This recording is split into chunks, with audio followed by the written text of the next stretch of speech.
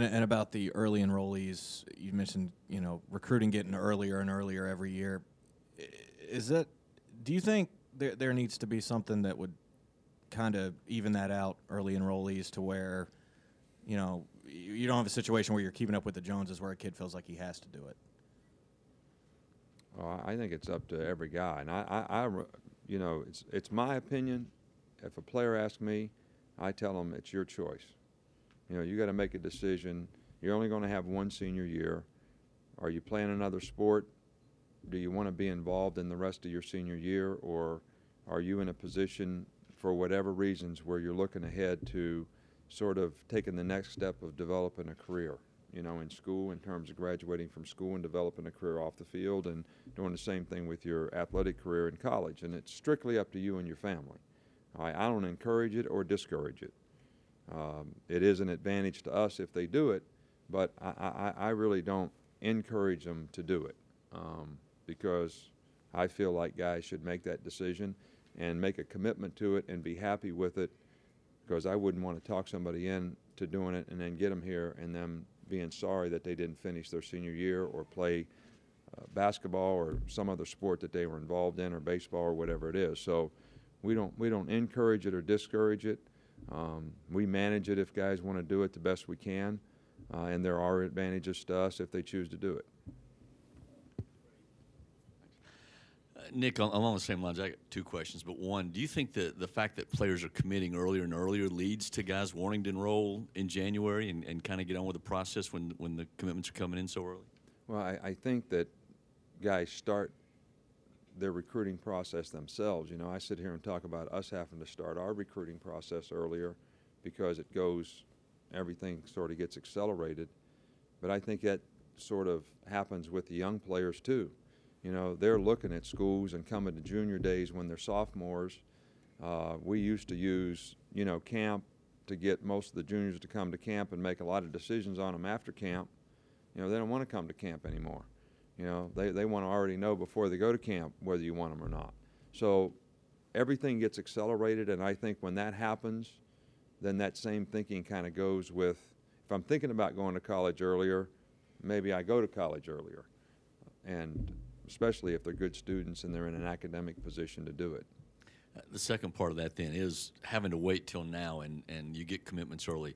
How difficult, how concerned are you with kind of watching these kids to make sure they stay through all the way to signing day? How much more difficult is that now than maybe it used to be? Well, I think it is difficult. I think it's, when a guy commits early to us, to me, my disposition is all we become is the target. Because now every school keeps recruiting them, and they know the kid wants to come to Alabama, so they're bashing Alabama every day, whether it's taking our depth chart out and saying we got too many players at that position. And, I'm amazed at what other schools know about our team, because I know nothing about their team, and they know more about our team than I know about our team. I mean, they get the depth chart out, and they know how good of players they are, guys that haven't even played before, hadn't even been on the field, hadn't lettered, hadn't done anything. I mean, it's amazing to me. And, I'm talking about convincing an expert. So we don't do that.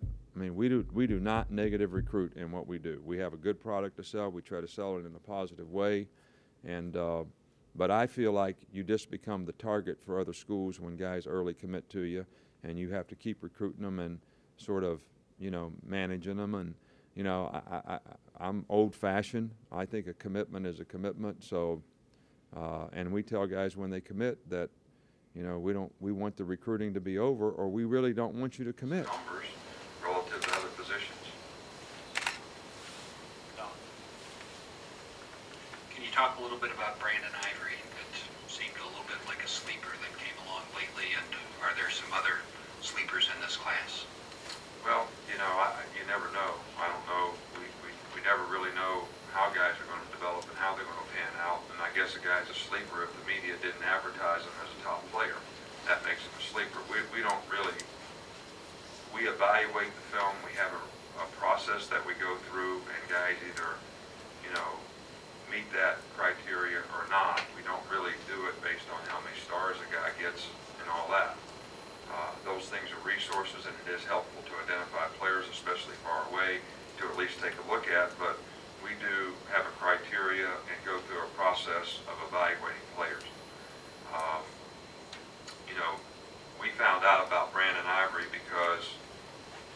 coaches in the area called us this season, and this is one thing that makes it much more difficult even to answer other questions that have been asked about early recruiting.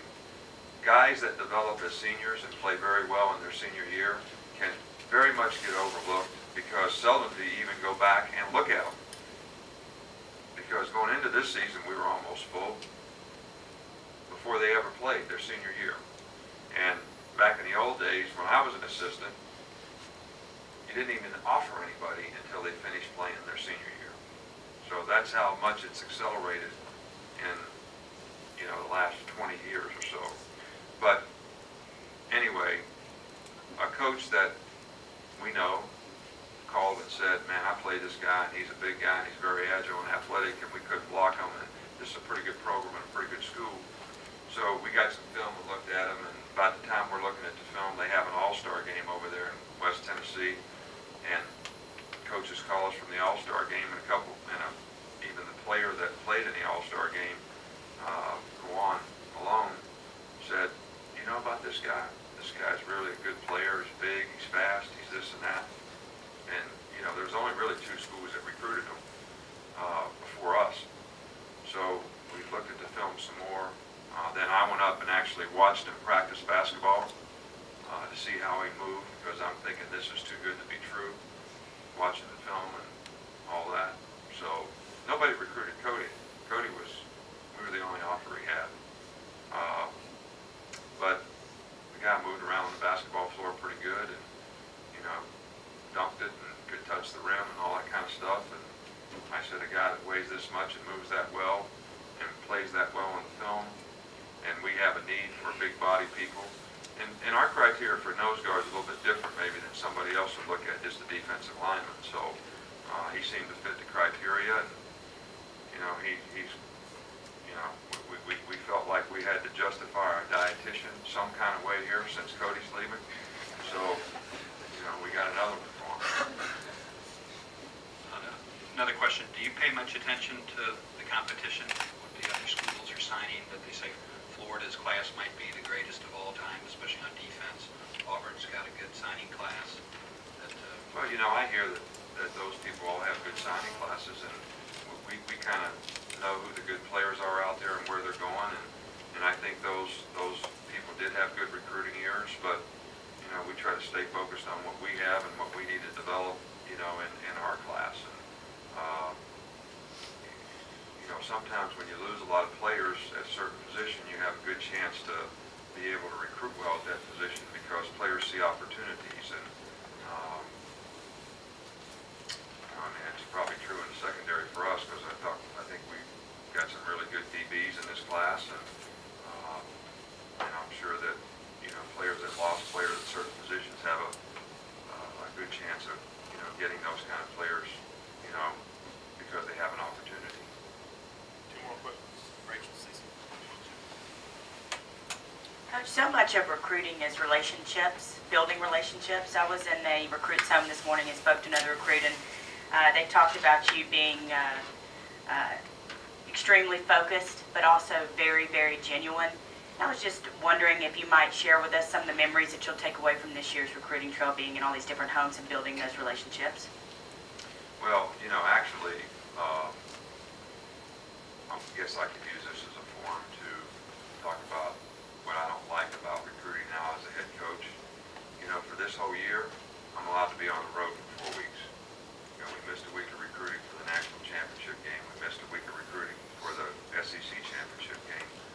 So 6 weeks of this recruiting when a head coach is allowed to be on the road turns into 4.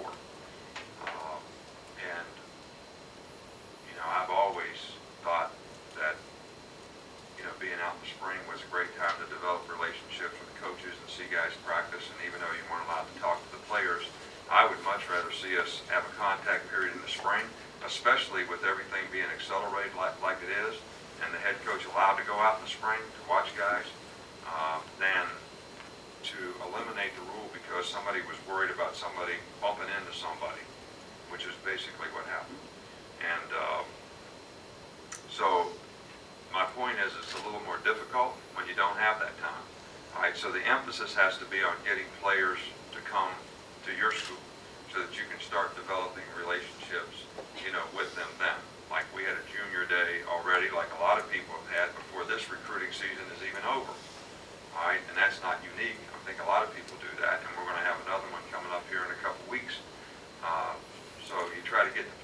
you get to know them a little bit better here. But the problem is when you have 50 guys here, that makes it difficult to develop a relationship with all those people at the same time because they're only here for one day. But I think it is important. I think it's important for everybody in the organization. I think it's important for their position coach, their recruiting coach, the people in academics that are going to work with them, the medical staff, the strength and conditioning staff, everybody that they're going to be involved with to have a relationship, because those are the people that they're going to spend a lot of time with. And, you know, I love having relationships with players. I mean, I just met with every player on our team that's coming back next year, you know, for the last 3 days. And I enjoy that as much as anything, because I only get to meet with the bad guys, you know, and they always think they're coming to the principal's office. So the good guys I never get to talk to, but I got to talk to a lot of good guys the last couple of days, and that was very enjoyable for me. Last one, Cecil. Coach, I will try and tie this to recruiting, but obviously the university made a financial commitment to at least one of the coordinators, and I'm sure there'll be other adjustments in salaries in the wake of the BCS game. How important is continuity at the coordinator level? I mean, you did lose one assistant, James Willis, but how important is the staff continuity in this process? Well, you know, I've answered this question a lot of times, and I think staff continuity, especially in leadership roles, is very, very important. But I also think that, like for James Willis to be able to go be a coordinator at Texas Tech is a professional advancement for him, and something that we were very supportive of and very happy for him. He did a great job for us, and I think this is an opportunity. I mean, there's assistants, there's coordinators, and there's head coaches, and when people can make those moves, I think it's critical. And I think that the other part of it is you either got to decide that you're going to be competitive relative to salaries or you're not. All right? And I don't make those up. I mean, get them from everybody else. I mean, that's what coordinators are getting now, the good ones. So, you know, I think create that market. And I think, you know, what's different for us, and hey, you know, I want to support our university every way we can. And there's a lot of people here who do a fantastic job in the academic community, and I'd like to see them also have their salaries raised relative to the competition. And I know we have a lot of economic things that affect that in public institutions, but we don't use public money for that. So we have to do the best job that we can do to be competitive, to keep our good people in our organization so that we have a chance to be successful. I think that's why we are successful, because we have good people in the organization in a lot of areas and a lot of places. And the cumulative effect of all those people makes a great team, and that's what's helped us develop the players that we have and recruit good players for the future. So continuity is important. Now on the other side of that is when you do have turnover, you get new enthusiasm, new ideas, and that can be beneficial as well. Thanks, Coach.